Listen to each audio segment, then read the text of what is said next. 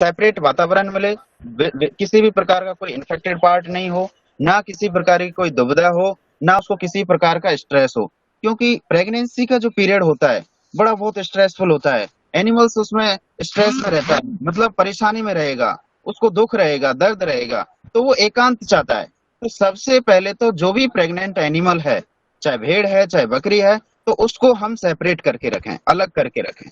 जब 5 से 7 दिन पहले आप उसको अलग कर दोगे तो किसी भी प्रकार की कोई उसको चोट या संभावना नहीं रहेगी कि अनोदर एनिमल्स की कोई इस तरीके के नुकसान हो कि उसका बच्चा खत्म हो जाए या ऐसी कोई अनोदर और कोई प्रॉब्लम आए। तो जैसे ही पशु ब्याता है या जैसे ही उसकी किडिंग हुई या लैम्बिंग हुई, तो उस कंडीशंस में आपको जो नवजात शिशु आपको मिलता है, चाहे मेल मिले है, चाहे फीमेल मिला है, चाहे नर है चाहे मादा है, उस बच्चे को आप सबसे पहले एक ड्राई एरिया पर रखें, मतलब ड्राई जगह पर, सूखी जगह पर रखें। कि जैसे ही पैदा हुआ है तो उसका पहला काम करेंगे कि हम उसको उसकी माँ के पास रखें, वहां सूखा हो, साफ सुथरा हो, किसी भी प्रकार का कोई इन्फेक्शन नहीं हो, और जो विभिन्न प्रकार का जो मौसम है उससे भी हम बचाएं। क्योंकि नवजात जो बच्चे हैं उनमें सबसे बड़ी दिक्कत पैदा होती है कि वो बच्चे एक तो इन्फेक्शन के ज्यादा शिकार होते हैं, उन बच्चों में ज्यादा निमोनिया की ज्यादा शिकायत होती है। तो इनसे बचने के लिए हमें उसको सूखे स्थान पर रखता है मौसम के अकॉर्डिंग, चाहे मौसम कैसा भी है लेकिन उसको सूखा चाहिए, लिटर चाहिए। ठीक है, उसको पहुंचे सबसे पहले तो अपन करें कि उसके नेवल कॉर्ड को काटें। जो बच्चा जहां से उसका पोषण मिल रहा है, उस बच्चे को उसको माँ के पेट से जो उसको पोषण मिल रहा है, तो वहां पोषण मिल रहा है उस जगह आप नेवल कॉर्ड जो होती है उसके माध्यम से उसको पोषण मिलता है। तो नेवल कॉर्ड को ऐसा नहीं कि यूं के यूं ही छोड़ दें, वो उसको 1.5 से 2 इंची की दूरी से आप काट दें, रिमूव कर दें। वहां किसी भी प्रकार का कोई एंटीसेप्टिक सॉल्यूशन काम मिले में, ऐसा नहीं है कि हम किसी पुराने चाकू से या ब्लेड का सहारा लेके हम उस नेवल कॉर्ड को काट रहे हैं, हमें कभी नहीं करना है ऐसा। चाहे हमें कोई रुपए का नुकसान नहीं है, कोई किसी प्रकार की नई ब्लेड काम में ले में, और उसको 1.5 से 2 इंच की दूरी से आप उसको काट दें, जिससे कि किसी भी प्रकार की कोई इन्फेक्शन की संभावना नहीं रहे। और हो सके तो आपके पास लाल दवा उपलब्ध होती है, टिंचर आयोडीन आपके पास नजदीकी जो बाजार में जो उपलब्ध है, दुकान मेडिकल की जो दुकान है उस पर मिल जाएगा। तो वहां से आप व्यवस्था करके उसकी नेवल कोड ट्रीटमेंट करें। ये हमारा प्राइमरी काम है। ठीक है, उसके बाद हम 1.5 से 2 घंटे या 1 घंटे से 2 घंटे के बीच में हम उसको अपनी माँ का दूध पिलाएं। ठीक है, कभी भी माँ का दूध पिलाओ। तो ऐसा नहीं है कि प्राइमरी कंडीशंस में, क्योंकि इन्फेक्शन इतना सारा होता है, ब्याने में दिक्कत पैदा होती है जानवर को, तो वहां उसके थनों को धो लें और पहली धार उसकी एक किसी बर्तन में ले लें। ऐसा नहीं है कि जमीन पे छांट दिया, क्योंकि अगर जमीन पे छांट दिया तो इन्फेक्शन का खतरा और ज्यादा बढ़ जाएगा। तो ऐसी स्थिति में आपको एक काम करना है कि आप पहली जो चारों थनों की जो धार हैं उन धारों को आप किसी बर्तन में ले लें और किसी ऐसी जगह डालें जहां पर किसी अनोदर दूसरे जानवर का कोई इन्फेक्शन नहीं हो। ठीक है, उसके अलावा आपको करना है, फिर आपको बच्चे को दूध पिलाना है। दूध पिलाना बहुत आवश्यक है, क्योंकि प्राइमरी जो कंडीशंस होती है, जो हेल्थ का एक पार्ट है, उस पार्ट में आपको, जिसे हम खीस बोलते हैं, कोलेस्ट्रम कहते हैं, वो कोलेस्ट्रम उसकी बॉडी वेट का 10% पिलाना बहुत जरूरी है। ऐसा लोग पूछते हैं कि साहब कितना दूध पिलाएं, लेकिन एक अनुमान से होना चाहिए कि उसके बॉडी वेट जैसे उसकी 1.5-2 किलो है, तो कम से कम उसको उसका 50% या उसका चौथा पार्ट उसको मिल जाए। ठीक है, तो आप उसको दूध पिलाएं। दूध नहीं पिलाओगे तो उसकी इम्यूनिटी कमजोर हो जाएगी, इम्यूनिटी कम पड़ जाएगी, बीमार होने लगेगा जानवर। ठीक है, बीमार होगा तो कमजोर होगा। ठीक है, ऐसी स्थिति में हो सकता है उसकी मोटिलिटी हो जाए, वो मर भी जाए। तो हमें बचाना है उसको विभिन्न प्रकार के मौसम से, और उसके बावजूद हमें उसकी इम्यूनिटी बढ़ानी है उसके कोलेस्ट्रम से। जो पहला खीस है उसको अवश्य पिलाएं। ऐसा नहीं है उसको जमीन पर डाल दिया है या फिर किसी उसी पशु को पिला दिया, ऐसी गलती हमें नहीं करनी है। पहला हमें ध्यान रखना है कि बच्चे को 3 महीने तक दूध मिल जाए। ठीक है, तो वो उसकी इम्यूनिटी बढ़ाता है, विभिन्न प्रकार की उसमें विटामिन होती हैं, मिनरल्स होते हैं, ये सब चीजें उसकी ताकत बनाते हैं, उसकी ग्रोथ में काम आते हैं। तो ये हमें करना है। उसके अलावा हमें उसको सेपरेट करके रखना है। ऐसा नहीं है कि हम पशु को पास में ही रख रहे हैं, वहीं पे बच्चा घूम रहा है, तो उसको हो सकता है कि ऐसी कंडीशंस में ज्यादा दूध पी जाए या मिट्टी खा ले, तो ऐसी व्यवस्था में उसको दस्त भी लग सकते हैं। ठीक है, मिट्टी खा लेगा तो कई बार ऐसा होता है कि छोटा बच्चा जब मिट्टी खा लेता है तो उसके पेट भर जाता है उस मिट्टी से, और पेट भर जाता है, ऐसी स्थिति में ना कोई दूध पीता और अपना चारा दाना जो भी खाएगा वो, या जो भी दूध पिएगा उसको बंद कर देगा। तो हमें ध्यान रखना है कि दूध पिलाना है, और उसके साथ साथ हमें ऐसी जगह रखना है कि वहां वो मिट्टी के कांटेक्ट में नहीं आए, कि वो मिट्टी को नहीं खाए। भूखा रहेगा मिट्टी भी खाएगा, और दीवार को चाटने की कोशिश करेगा, बालों को, खुद की, दूसरे पशु की जो स्किन है उसको चाटने की कोशिश करेगा, क्योंकि मिनरल्स की कमी आ जाती है शरीर में, पोषण की बहुत ज्यादा कमी आ जाती है, विटामिन की कमी आ जाती है। तो हमें कोलेस्ट्रम पिलाना है, फीस पिलाना है, ठीक है। बकरी के बच्चे को 3 महीने तक दूध पिलाना है, तभी उसकी ग्रोथ आएगी, ठीक है। चाहे बकरी का बच्चा है, चाहे भेड़ का बच्चा है, चाहे गाय का बच्चा है, चाहे भैंस का है, कोई सा बच्चा हो, उसको 3 महीने तक तो दूध आवश्यक रूप से पिलाना है उसका। माँ का दूध जब तक नहीं मिलेगा इम्यूनिटी नहीं बनेगी, ठीक है। इसके बाद हम बात करते हैं कि उसके 7 दिन, 10 दिन, 15 दिन जब निकल जाते हैं, तो आप उसको हल्का फुल्का थोड़ा सा उसको स्टार्ट करें, ग्रीन फॉडर उसके मुंह में देने की कोशिश करें। तो हरा चारा जो सॉफ्ट है, ऐसा चारा हरा है लेकिन मुलायम है, उसको खिलाने की कोशिश करें, उसकी गोलियां बना के खिलाएं।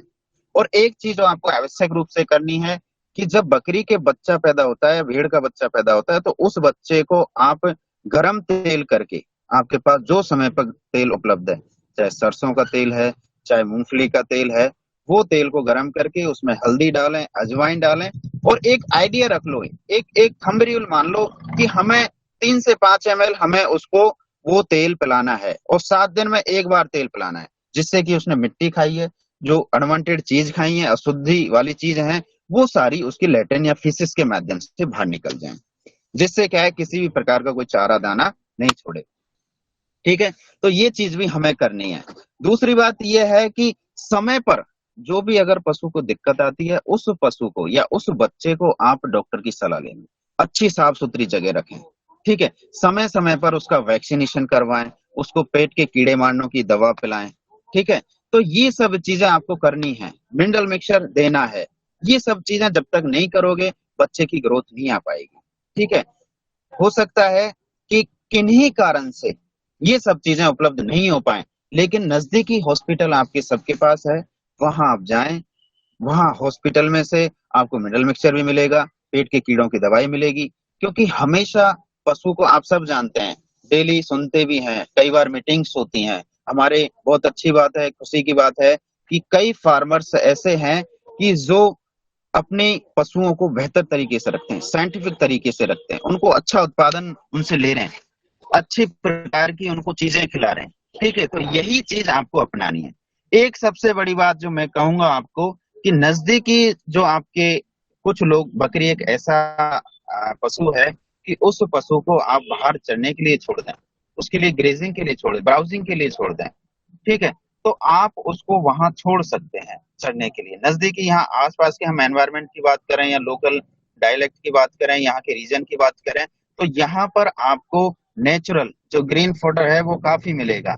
तो ऐसी अवस्था में आपको हरा चारा खूब मिलता है भरपूर, और हरे चारे से आपको विटामिन मिलती है, मिनरल्स मिलते हैं, और पशु की इम्यूनिटी बढ़ती है, ठीक है। वाटर कंटेंट जो शरीर में कभी पशुओं को पानी की कमी आ जाती है तो वो भी उनको आसानी से मिल जाती है, ठीक है। एक सबसे बड़ी बात यह है कि मोरिंगा जो फीडिंग है, एक अवश्य ध्यान रखें कि हमारा जो पशुधन अनुसंधान केंद्र और पशु विज्ञान केंद्र है, ये एक ऐसी संस्था है, यहाँ पर आपको मोरिंगा विभिन्न प्रकार के पौधे आपको मिलेंगे। यहाँ अगर आपको लगता है कि किसी के किड्स हैं, वो छोटे बच्चे हैं बकरी के, या बकरी कमजोर है, तो उसको आप मोरिंगा फीडिंग करवाएं, मोरिंगा की पत्तियां खिलाएं, उसकी फलियां खिलाएं, उसकी डालियां खिलाएं, क्योंकि वो एक ऐसा पौधा है उसमें प्रोटीन कंटेंट सबसे ज्यादा है, और जिस पौधे में प्रोटीन सबसे ज्यादा है वो सबसे ज्यादा लाभदायक होता है, क्योंकि प्रोटीन मसल्स की ग्रोथ के लिए काम आएगा, ठीक है। तो मैं थोड़ा सा आपको समय कम लेना चाहूंगा कि एक्चुअली में हमारे पास समय कम है, बीमारी जो लंपी चल रही है, इसके अभाव में जो बचा है आपको और समझाना है। डॉक्टर साहब से निवेदन है कि डॉक्टर पंडित जी वो आवश्यक रूप से आपको बताएंगे, ठीक है। तो नेक्स्ट टाइम धन्यवाद डॉक्टर साहब, आपने इतने व्यस्त समय में पशुपालक और स्टूडेंटों के लिए समय निकाला, आपको धन्यवाद। डॉक्टर साहब, आप मोरिंगा की बात कर रहे थे, मैं आपको एक बात कहना चाहूंगा कि कल हमारे यहाँ पे एक पीटी रिसर्च स्कॉलर आते हैं, आए हुए हैं यहाँ पे काम करने के लिए बकरियों पे। तो कल हम मिल्क टेस्टिंग कर रहे थे, बकरियों के दूध की जांच कर रहे थे। जी तो जी हमने कुछ बकरियों में फैट परसेंट पाया 8%। आप समझ रहे हैं, बकरी के अंदर 8% फैट परसेंट एक बड़ी बात है, जो अपने फार्म पे कई बकरियों में देखने को मिली। नहीं तो जो जी आप कह रहे थे इस बात में दम है, मोरिंगा की जो फीडिंग है उससे बकरियों में नहीं मजाक फैट कर रहा परसेंट और प्रोटीन का जो कंटेंट है वो बढ़ता है। डॉक्टर साहब धन्यवाद आपको, आप जुड़े, आपने पशुपालन। चलो डॉक्टर साहब थैंक यू।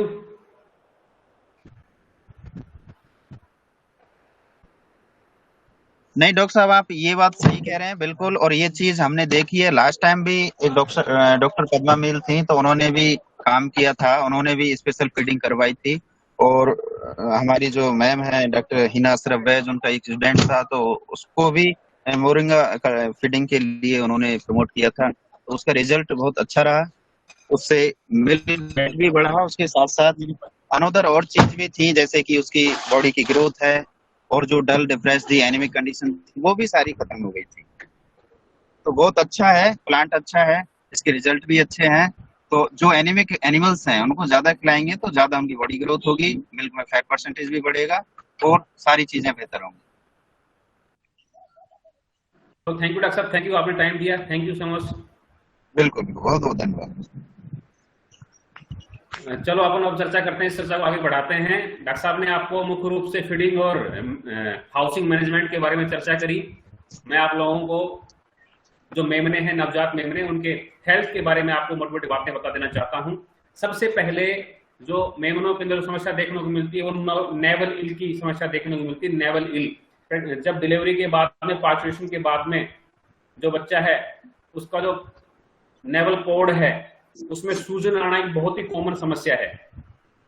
ये इसके 2-3 कारण हो सकते हैं। सबसे पहला कारण है, जब आप अपरा से बच्चे को अलग करते हैं तो उस टाइम में अगर सावधानी नहीं रखी गई, जैसे डॉक्टर साहब ने कहा था कि अगर आप जंग लगे हुआ कोई ब्लेड काम में ले लेते हैं या फिर कोई दूसरा उपकरण काम में ले लेते हैं, तो जब आप अपरा को बच्चे से अलग करें ब्याने के बाद में, तो थोड़ी सावधानी रखें और उसको निसंक्रमित किसी भी उपकरण से उसको अलग करें। इसके बाद में निसंक्रमित उपकरण से उसको अलग करें, जिससे क्या है कि जो संक्रमण होने की संभावना कम हो सके। इसके बाद में दूसरा कारण इसका हो सकता है कि जैसे जो नेवल कोड है, अगर जल्दी हिल नहीं हो, मतलब गिल्ले जगह पे आपने उस बच्चे को रखा हुआ है ब्याने के बाद में, या फिर ऐसी जगह बैठा रखा है जहाँ पे मिट्टी ज्यादा है, मिट्टी में लगा बार बार, या संक्रमण, कोई प्रकार का संक्रमण, क्योंकि मिट्टी में हवा में संक्रमण तो हो ही सकता है ना परजीवियों की वजह से, तो उसकी वजह से अगर वो नेवल कोड में अगर संक्रमण हो गया तो फिर उसमें सूजन आएगी, मवाद बढ़ सकती है, सिक्रेशन किसी प्रकार का हो सकता है, तो आगे चल के फिर आपके पशु में काफी समस्या देखने को मिलती है। इसलिए ऐसी समस्या से बचने के लिए नवजात बछड़ों या नवजात मेमना मेमनी को जब भी नेवल कोड काटें तो सावधानी पूर्वक काटें। उसके बाद में जब उसको रखें तो सूखी जगह होनी चाहिए, गीलापन नहीं होना चाहिए, और ध्यान रखें कि अगर आपको जब भी आपको लगे कि उसका नेवल कोड में सूजन आ रखी है तो आपको तुरंत भाव से किसी भी एंटीसेप्टिक सॉल्यूशन से उसको ड्रेसिंग करनी चाहिए उसकी। जितना जल्दी करेंगे उतना जल्दी ये ठीक हो जाएगा। अगली बात आती है, ये तो होगी नेवल की बात। अब बात है, कई बार हम देखते हैं छोटे पशुओं के अंदर मेमना जिसकी उम्र 15 दिन की है, 20 दिन की है, वो बिल्कुल सफेद सफेद फीसस उसका बाहर निकल, बकरी का बच्चा या मेमना जो दूध पी रहा है वो ही निकाल रहा होता है। आप लोग कुछ ऐसा सोचते हैं, मतलब खासकर जो पशुपालक है वो ये सोचता है कि जो मेमना दूध पी रहा है वो यूं का यूं निकाल रहा है, लेकिन ऐसा नहीं होता। क्यों? क्योंकि जो इकोलाई बैक्टीरिया है, ये इकोलाई बैक्टीरिया अपने वातावरण में खूब मिलता है, पानी में मिलता है, पानी में बहुत ज्यादा मिलता है, ठीक है, वातावरण में मिलता है, मिट्टी में मिलता है, तो उसका संक्रमण अगर मेमने को हो जाएगा तो मेमना जो है बिल्कुल सफेद सफेद पोटी फीसस गोबर करेगा। तो उसको दूर करने के लिए आपको स्पेशल ट्रीटमेंट है जो आपको अपने नजदीकी पशु चिकित्सालय से की सहायता से वो करवाएंगे, तो ये पशु 2 से 3 दिन के अंदर ठीक हो जाता है। उसमें ड्रिप लगाई जाती है और स्पेसिफिक एंटीबायोटिक्स वगैरह उसमें यूज करी जाती है। अगली बात आती है खासकर जो परजीवी हैं। आप देखेंगे खासकर बकरियों के अंदर जो उनके बच्चे होते हैं, उसमें देखेंगे कि आपकी जो 20 दिन का 25 दिन का जो बकरी का बच्चा है, उसमें बड़े दस्त लगने की समस्या आपको देखने को मिलती है। उस दस्त लगने के दो कारण अपन मुख्य रूप से मान सकते हैं इस एज के अंदर, जिसकी उम्र 1 महीने की मान लो बकरी का बच्चा है कोई, और उसको दस्त लग रहे हैं, तो उसमें सबसे महत्वपूर्ण दो कारण हैं। एक तो आपका जो डाइटरी फैक्टर और एक दूसरा परजीवी फैक्टर, कि अगर किसी परजीवियों का प्रकोप, खासकर एस्केरिस आपने मतलब एक ऐसा फीता कर्मी जिसको अपन बोलते हैं, खासकर जब छोटे पशु होते हैं वो दस्त करते हैं तो उसमें करीब 1-1 फीट के लंबे परजीवी निकलते हैं, उसको एस्केरिस बोलते हैं। उनके प्रकोप से जाकर छोटे पशुओं में ये दस्त देखने को मिलते हैं। दूसरा जो कारण बनता है वो डाइटरी फैक्टर का, जो रूमिनेंट होते हैं, जो जुगाड़ी करने वाले पशु हैं, उनमें उनके 4 चैम्बर होते हैं पेट के। तो जो छोटी उम्र के जो पशु हैं, चाहे भैंस का पाड़ा पाड़ी हो, गाय का बाछा बाछी हो, या फिर बकरी या भेड़ के मेमने हो, उनको शुरुआत में जब हम खाना डालना स्टार्ट करें तब हमेशा हरे चारे से आपको उसकी शुरुआत करनी चाहिए। क्यों? क्योंकि उनके पेट का जो पहला चैम्बर है, पहला भाग है, वो क्रियाशील नहीं होता। अगर क्रियाशील नहीं होगा, आपने उसको मान लो आपने उसको कंसंट्रेट डाइट अधिक खिला दी, बांटा खिला दिया, खल खिला दी, बिनोले खिला दिए, या फिर आपने उसको सूखा चारा खिला दिया, अगर ऐसा करेंगे तो उसको अपच होने की संभावना, दस्त लगने की संभावना आप देखेंगे बनी रहती है। इसलिए जब भी आप अपने छोटे पशुओं को खाना चारा खिलाना स्टार्ट करें तो ध्यान रखें हमेशा हरे चारे से शुरुआत करें। कभी भी सूखा चारा या फिर कंसंट्रेट फीडिंग शुरुआत में नहीं करनी चाहिए। शुरुआत में हमेशा हरे चारे से उसका खाना आप खाना स्टार्ट करें, जिससे क्या है कि जो दस्त लगने की समस्या है, दस्त लगने की समस्या से आप देख रहे होंगे बहुत सारे मेमनों की जान चली जाती है। क्यों? ये सिर्फ मैनेजमेंट की है, लेकिन दस्त लगते हैं तो उसको रोकना मुश्किल है। छोटा बच्चा होता है, लोग ध्यान भी नहीं देते, थोड़ा सा ध्यान नहीं देंगे, दस्त लग जाएगी। कई बार अगर मान लो 1 वीक तक भी रहा तो कमजोर हो जाता है। जब कमजोर हो जाएगा तो फिर उसकी जो है हेल्थ डाउन होगी, कमजोरी की वजह से उसकी जान भी जा सकती है। इसलिए दस्त लगे हुए हैं तो सबसे पहले उसको पेट के कीड़े मारने की दवाई 25 दिन की उम्र के बाद कभी भी दे सकते हैं। यानी जो मेमना है उसका 20-25 दिन की उम्र के बाद में पेट के कीड़े मारने की दवाई साल में 3 बार देनी जरूरी होती है। जो छोटे उम्र के जो पशु हैं 6 महीने से कम, उनको आप 1.25 से 1.5 महीने के अंतराल में भी एक बार दे सकते हैं, क्योंकि छोटे मेमनों के जो संभावना परजीवी होने की ज्यादा रहती है। इसलिए छोटे मेमनों में आप परजीवीनाशी दवा है, कृमिनाशी दवा है, उसको आप 1.5 महीने के अंतराल में दे सकते हैं। लेकिन जब उनकी उम्र बड़ी हो जाएगी तब आप 4 महीने के अंतराल में एक बार वो दवाई दे। और अगर मतलब साल में 3 बार बकरियों को आपको परजीवीनाशी दवा का देना, कृमिनाशी दवा का देना जरूरी होता है। ठीक है, इस प्रकार से हम उसको दस्तों की जो समस्या है उसको रोक सकेंगे। ठीक है, तो ये मुख्य समस्याएं हैं जो छोटे बच्चों को आपको देखने को मिलती है। दूध जो है डॉक्टर साहब ने बताई थी आपको, प्रतिदिन में बता देता हूं, दिन में 3 बार पिलाएं, लगभग 300 ml मैक्सिमम तक का पिला सकते हैं। जो छोटे जो नवजात मेमने हैं, महीने भर तक की जिनकी उम्र है उनकी बात कर रहा हूं मैं, हरा चारा उनकी इच्छा के अनुसार उनको दे सकते हैं। और कोई सवाल आप लोगों का मेमनों के प्रबंधन के बारे में? हाँ, हेलो हेलो, सुन रहा हूँ लाल सिंह जी। हाँ, मैं ये पूछा मोरिंगा क्या चीज, कौन सी मोरिंगा पौधे का नाम है, तो पशुधन अनुसंधान केंद्र बोजुंदा के ऊपर फार्म पे लगा हुआ है ये। अच्छा। इससे क्या है कि पशु में फैट की मात्रा और प्रोटीन की मात्रा काफी बढ़ती है। जैसे डॉक्टर साहब ने बताया था, कल हमने इसको देखा भी था, हमारे यहाँ पे एक पीजी स्कॉलर काम कर रहे हैं, तो वो टेस्ट कर रहे थे, उसमें काफी मात्रा उनको 8-9% की फैट देखने को मिला। इसलिए इसको खिलाने से फैट परसेंट जो है बढ़ता है। फैट परसेंट भी, प्रोटीन का लेवल भी दूध में इंक्रीज रहता है। ठीक है सर। और कोई बात?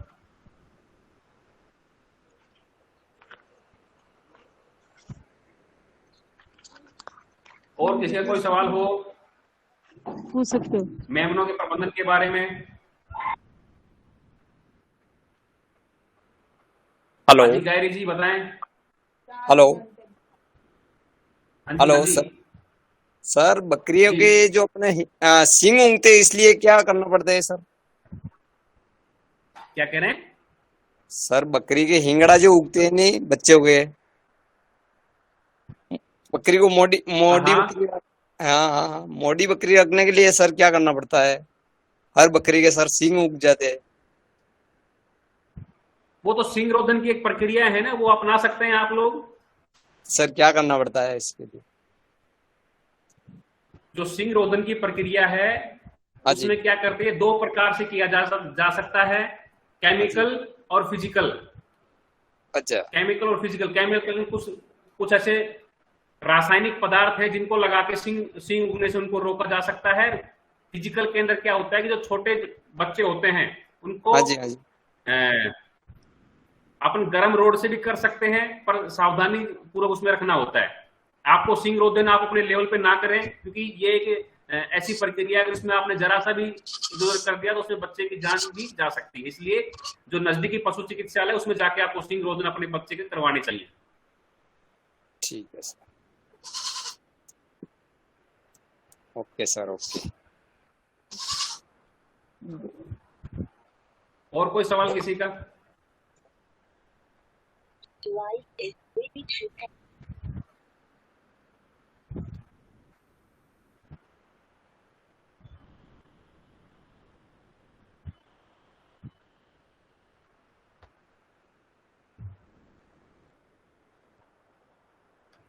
और किसी का कोई सवाल?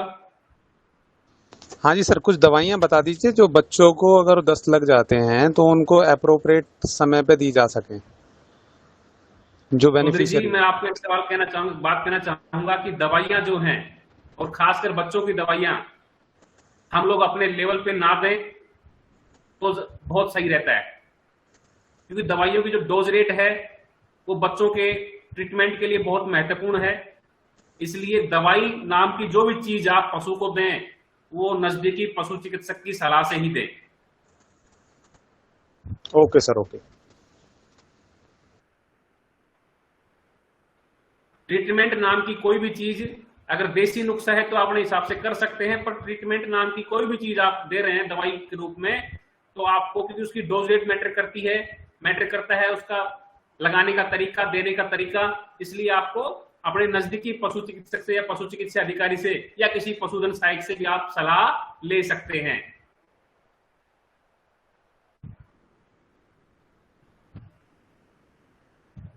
चलो, मैं समझता हूं कि सबके क्वेश्चन आगे होंगे। मोटी मोटी बातें जो मेमनों के प्रबंधन के लिए हैं, कुछ डॉक्टर साहब ने बता दी, कुछ 2-5 महत्वपूर्ण बातें मैंने भी शेयर की आप लोगों के साथ में। मैं समझता हूँ कि आपको कुछ समझ में आया होगा। फिर भी आप लोग कभी भी, जितने भी किसान जुड़े हुए हैं इसमें और जितने भी स्टूडेंट्स जुड़े हुए हैं इसमें, आप लोग कभी भी इसमें अगर कुछ समझे, कुछ आपको समझना चाहिए या फिर कुछ भी आपको पूछना हो, तो आप लोग हमसे कभी भी संपर्क कर सकते हैं। तो सभी का धन्यवाद इस प्रोग्राम में जुड़ने के लिए। आगे भी अपन इस प्रकार के प्रोग्राम करते रहेंगे, तो आप लोग जो पशुपालन संबंधी छोटी छोटी जानकारियां लेकिन महत्वपूर्ण है आपके पशुपालन के लिए, उनमें आप जुड़ सकते हैं और सीख सकते हैं पशुपालन पशु विज्ञान केंद्र भोजुंदा से जुड़कर। सभी सर का बहुत बहुत धन्यवाद। आपसे कांटेक्ट हाँ करने जी, के लिए मेल से कांटेक्ट करें या कांटेक्ट नंबर से कांटेक्ट करें सर? आप मेरे से कांटेक्ट नंबर से कर सकते हैं। आप सर कहां से प्लीज। बात करें चौधरी जी? मैं गाजियाबाद से बात कर रहा हूँ सर। गाजियाबाद से बात कर रहे हैं? जी जी। जी, अच्छा ठीक है। आप लोग ऐसा करें, आप लोग अपना नंबर यहीं पे मीटिंग के अंदर मैसेज कर दें, जिससे क्या है कि हम आपको ग्रुप में जोड़ देंगे, तो आप जो इन्फॉर्मेशन है वो आपको टाइम टाइम पे मिलती रहेगी। ठीक है सर, ठीक है, ठीक है, okay.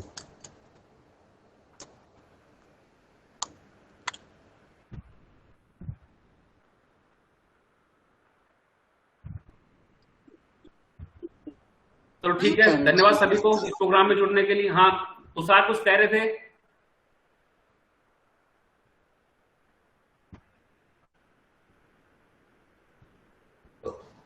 Hello sir.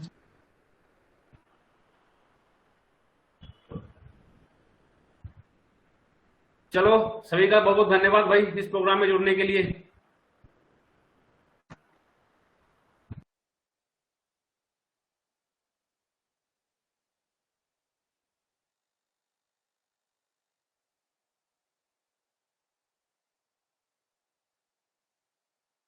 Hello sir.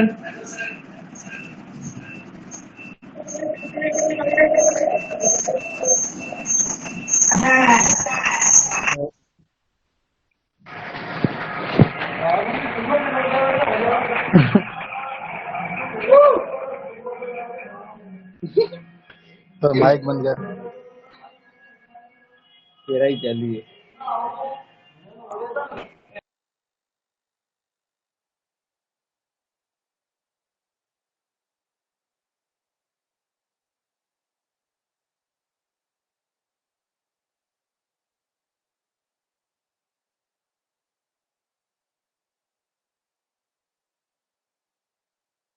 Hello Rahul sir.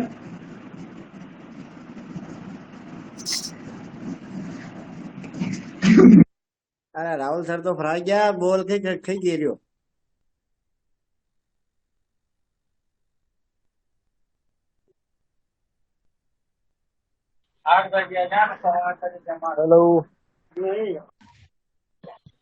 Hello Rahul sir.